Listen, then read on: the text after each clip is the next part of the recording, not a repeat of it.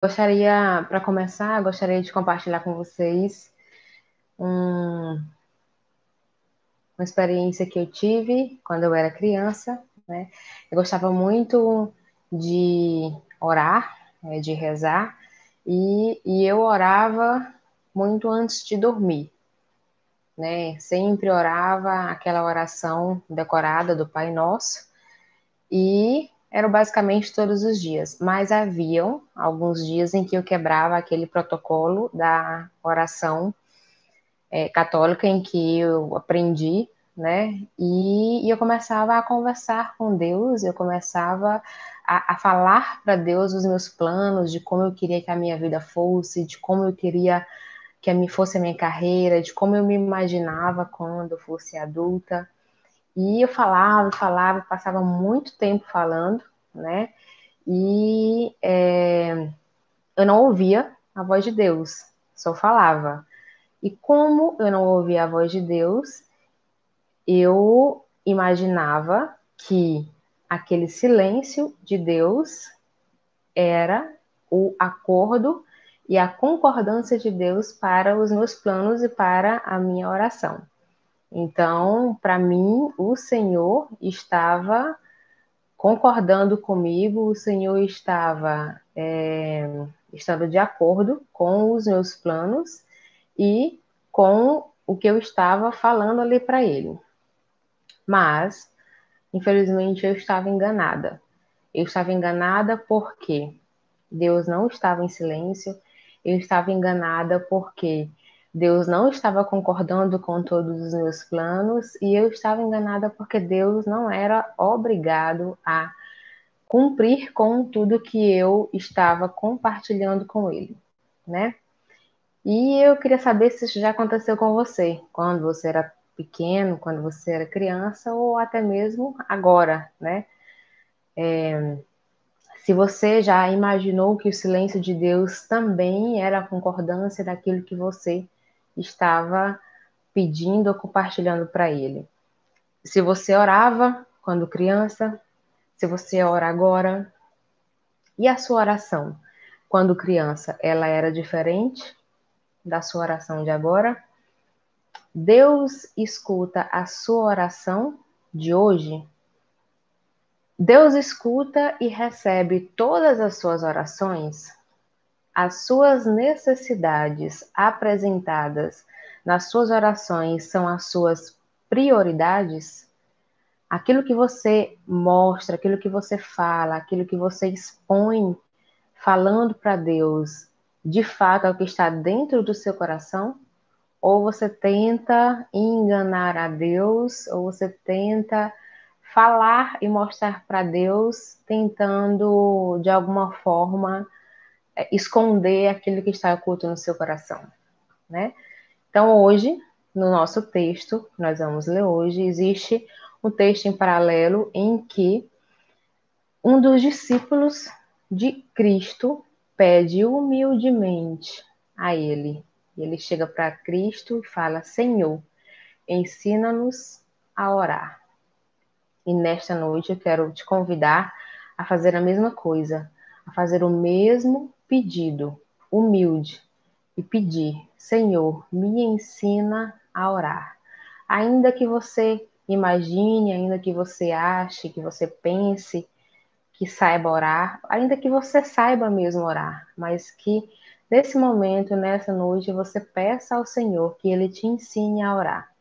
Então, eu te convido a abrir a sua Bíblia em Mateus, capítulo 6, do versículo 9 ao 15, que diz o seguinte, imaginando que você está aí acompanhando na sua Bíblia comigo, a minha versão é a Ara, que diz o seguinte, Jesus responde, portanto, vós orareis assim, Pai nosso que estás nos céus, santificado seja o teu nome. Venha o teu reino, faça-se a tua vontade, assim na terra como no céu. O pão nosso de cada dia dá-nos hoje e perdoa-nos as nossas dívidas, assim como nós perdoamos os nossos devedores, e não nos deixes cair em tentação, mas livra-nos do mal, pois teu é o reino, o poder e a glória para sempre. Amém. Porque se perdoardes os homens as suas ofensas, também o vosso Pai Celeste vos perdoará. Se, porém, não perdoardes os homens as suas ofensas, também o vosso Pai Celestial vos perdoará as vossas ofensas. Amém. E então, o que é uma oração? Não é? Uma oração, todos, até mesmo uma criança sabe responder, é um diálogo com Deus, é uma conversa, na verdade é mais uma conversa, aquilo que você expõe, aquilo que você deseja, aquilo que você fala para Deus, aquilo que você apresenta para Deus, né? E Jesus, nesta oração, ele nos ensina quais são as nossas necessidades e quais são as prioridades que nós precisamos apresentar para Deus.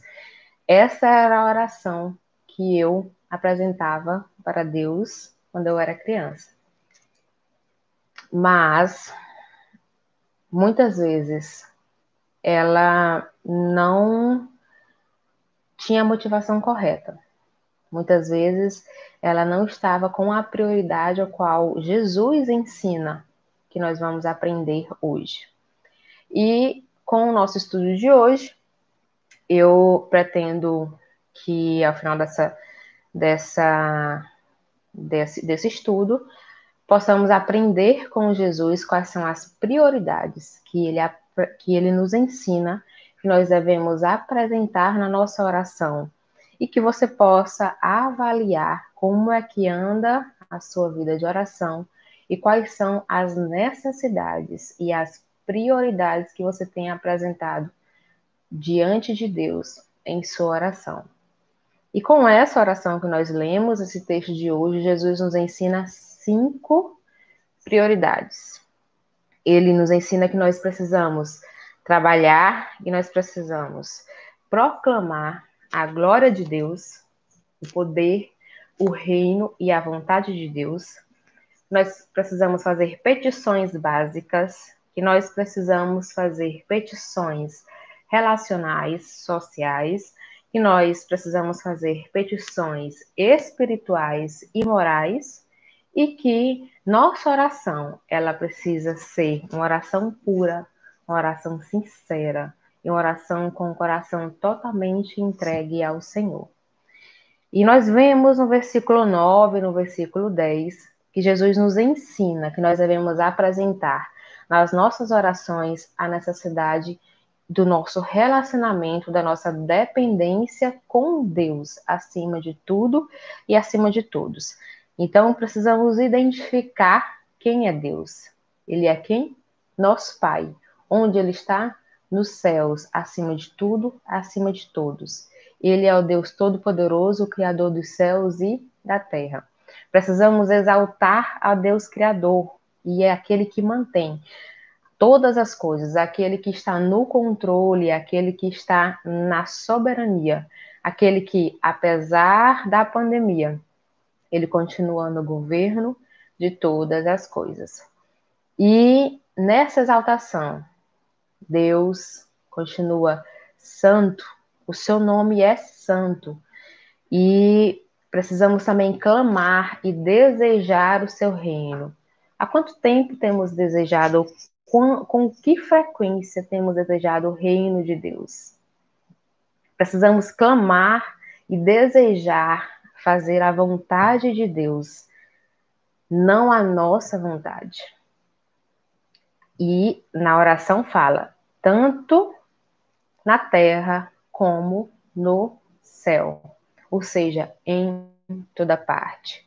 Essa é a primeira necessidade que Jesus nos apresenta, declarando a glória, a soberania, o poder, a necessidade e a dependência do homem com o Senhor. Essa tem sido a sua primeira necessidade apresentada nas suas orações?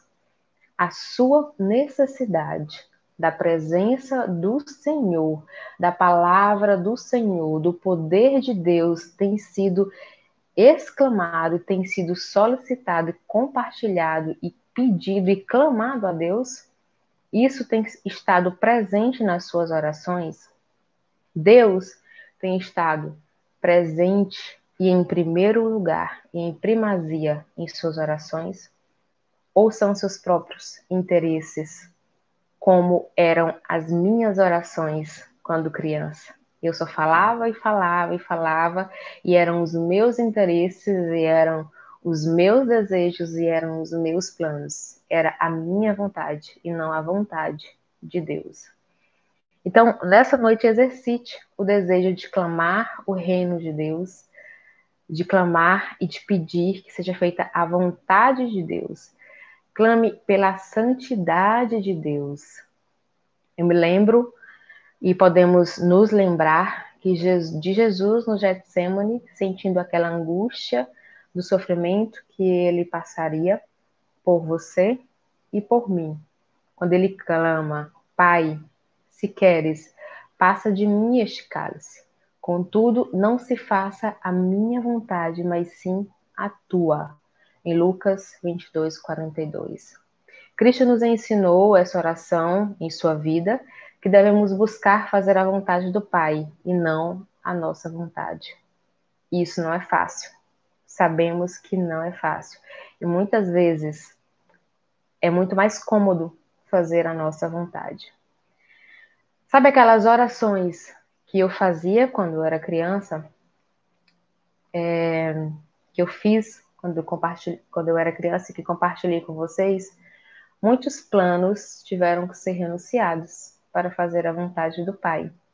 E Cristo tem me ensinado que para glorificar a Deus, cumprir com o propósito ao qual eu fui criada, que é glorificar ao Pai, ao Deus Criador, eu precisaria renunciar à minha vontade.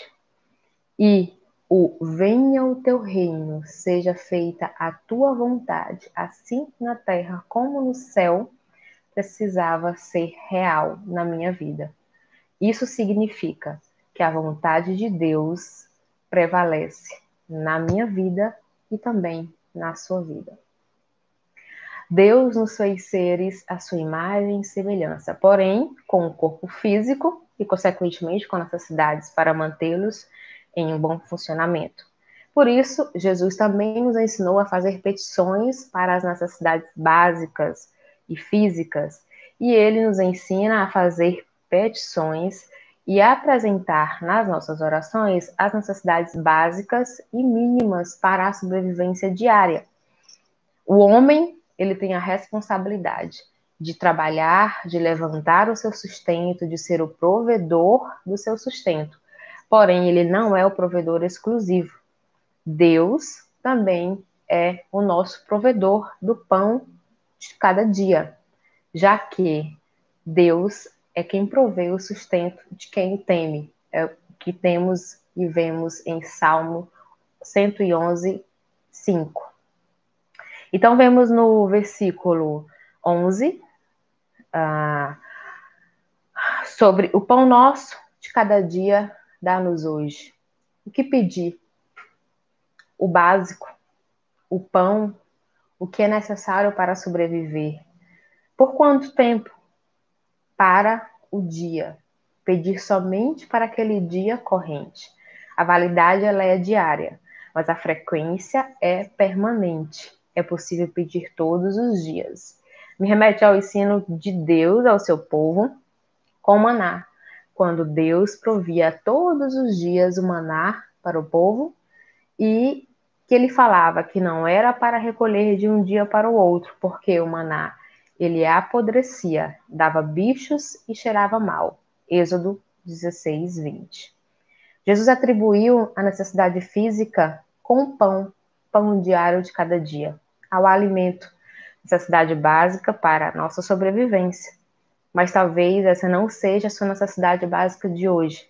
Talvez você tenha um prato de cada dia, o seu alimento, talvez você já teve as suas refeições, hoje você talvez já teve todas as suas necessidades, hoje talvez a sua necessidade básica seja uma quantia para um exame, uma quantia para comprar um remédio, talvez seja um valor para comprar um sapato, já que o único que você tem já está nas últimas, ou talvez não te falte mais nada para nenhuma necessidade básica, porque Deus já supriu tudo que você precisa para te manter e para sobreviver. Você tem casa, cama, roupa, teto, comida, saúde, graças ao nosso bom Deus.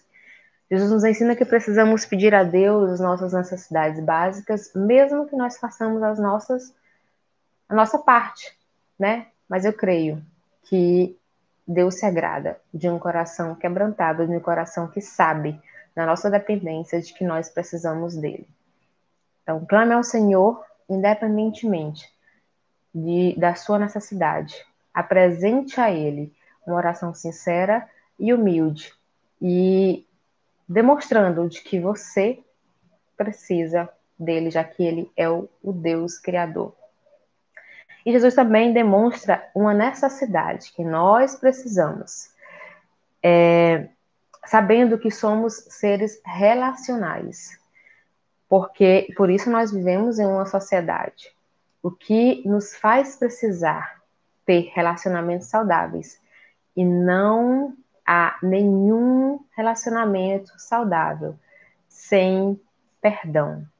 Então, Jesus nos ensina que devemos apresentar nas nossas orações as necessidades relacionais e sociais para termos relacionamentos saudáveis.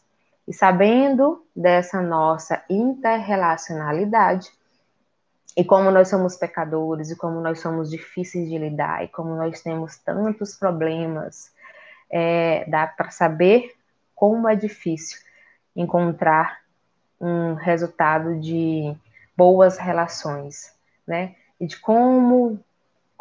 que o resultado, na maioria das vezes, são relacionamentos destroçados, vidas devastadas, famílias dizimadas e, lamentavelmente, é muito fácil ver isso na nossa sociedade atual, né? Todos esses exemplos nós conseguimos enxergar, até mesmo talvez na sua família, talvez próximo de você ou na sua vizinhança. Jesus nos ensina a importância da saúde dos nossos relacionamentos e que esses relacionamentos saudáveis, eles são sustentados pelo perdão. Esse perdão, ele é declarado em um acordo relacional. Nós vemos no versículo 12, quando Jesus nos ensina: perdoa-nos as nossas dívidas, assim como nós temos perdoado aos nossos devedores.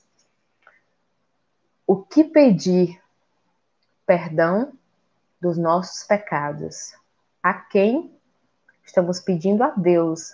E de que forma nós estamos pedindo? Da mesma maneira que você perdoa o seu devedor. A quem peca contra você. Eu vou além e pergunto: quantas vezes precisamos pedir? Jesus responde a Pedro, nos capítulos mais adiante, capítulo 18, 70 vezes 7. Né? Perdão é tão sadio para o relacionamento que é a cura para a amargura. Você está estressado, teve um dia difícil, grita com o seu cônjuge, com o seu filho, briga com o seu amigo, briga com alguém. Isso acontece com muita frequência, eu creio, né? Ter um dia estressante. E quem foi ofendido,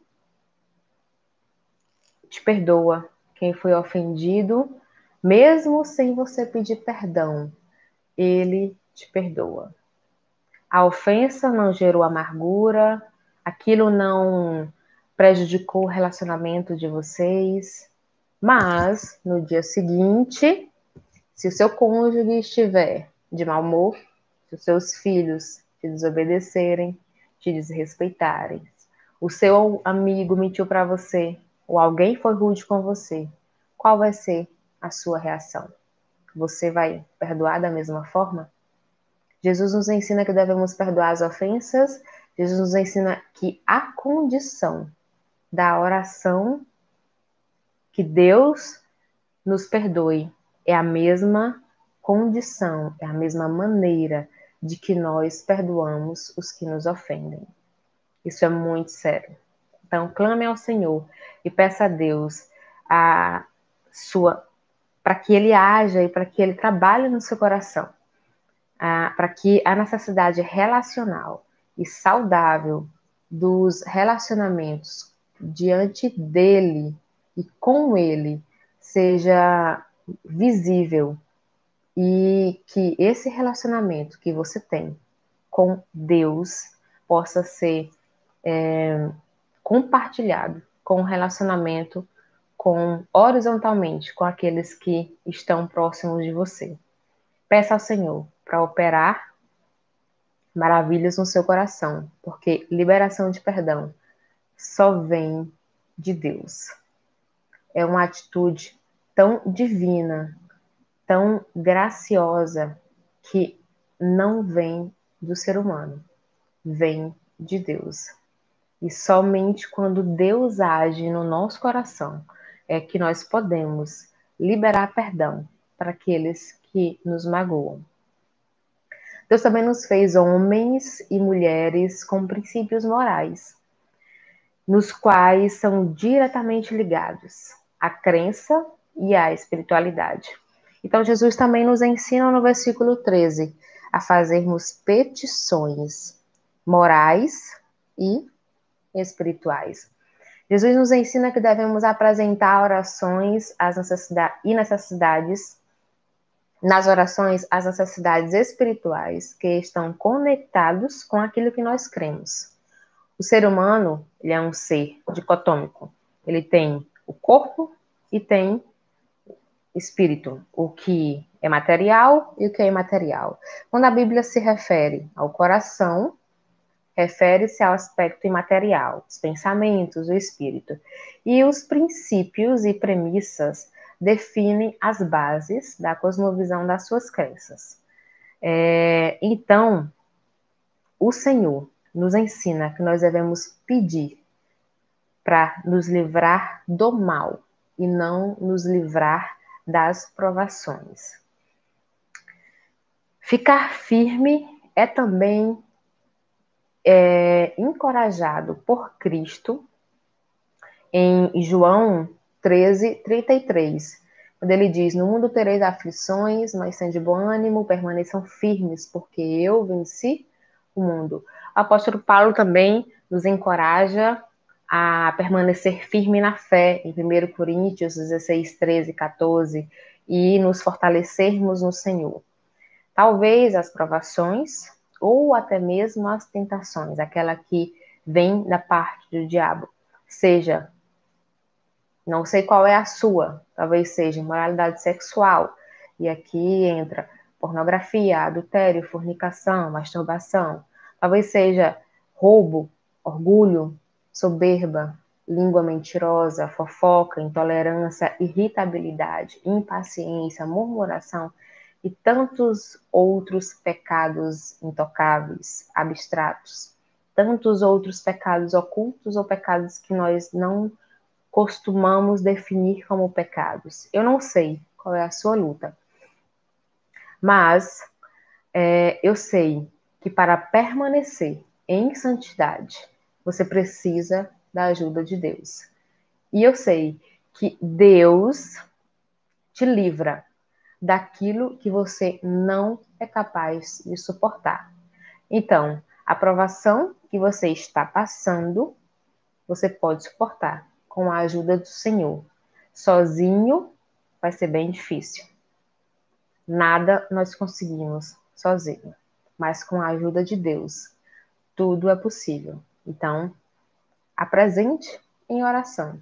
Coloque diante de Deus, nas suas orações, as suas necessidades espirituais, aquilo que está, aquilo que você precisa para manter a sua moral e a sua santidade intacta.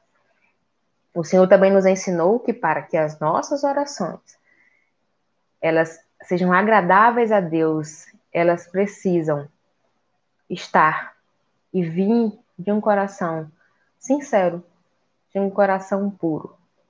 Então Deus, Cristo, após finalizar a oração, ele repete a petição relacional, quando ele fala sobre o perdão. Olha o quanto é importante o relacionamento saudável. Até mesmo porque, se você pede e você fala sobre, pede para Deus te perdoar, como você perdoa as pessoas e você não perdoa as pessoas, Deus não vai te perdoar. E você estará mentindo, de certa maneira. Se você perdoar, Deus te perdoará. Se você não perdoar, Deus não vai te perdoar. É o que diz o texto. Nesse caso, o perdão aqui não é um cancelamento da justificação. Você não vai perder a sua salvação se assim você já for salvo. É um teste de obediência e Deus pune os que são desobedientes. Jesus enfatiza esse ensino sobre a importância da fé e da pureza. Também na oração, ele repete esse mesmo ensino em Marcos 11, 25. E vemos também que antes de iniciar esse ensino e essa oração, nos versículos 5 a 7, do versículo 5 a 8, Jesus reforça e ele fala sobre pureza, sobre sinceridade, sobre entrega de coração, das palavras da oração. Antes de iniciar essa oração, que nós lemos o texto que foi lido, Jesus fala e Jesus ensina que ela precisa ser sincera. Antes de orarmos, devemos nos despojar da hipocrisia do nosso coração. Devemos estar totalmente voltados para o Senhor e que nossas palavras devem ter sentidos, devem ser originadas da mais profunda sinceridade do nosso coração e não de pensamentos mecânicos, não de palavras vãs e de palavras repetidas, a fim de sabermos o que estamos falando para Deus. Por isso que eu falei que muitas vezes a minha oração, quando eu era criança, ela era uma oração mecânica. E eu me arrisco a afirmar de que algumas vezes, que todos vocês que estão me ouvindo, alguma vez já fui ofendido e alguma vez já ofendeu. Algumas ofensas, muitas talvez, já foram perdoadas. Mas eu também me arrisco a afirmar de que ainda há ofensas a serem perdoadas no seu coração. A Bíblia diz que Jesus diz que se você não perdoar o seu ofensor, Deus também não vai te perdoar. E certamente isso não é o que você quer. Talvez você pode argumentar, mas ele não merece o perdão. Então eu te respondo, você também não merece o perdão de Deus. Talvez você fale, mas ele merecia, mas eu não merecia passar pelo que ele fez. E eu te respondo, mas Jesus também não merecia passar pelo que ele passou. Ele não merecia sofrer, ele não merecia ser crucificado, nem sacrificado por você. Talvez você afirme, ele tem que pedir perdão, ele ou ela tem que pedir perdão primeiro.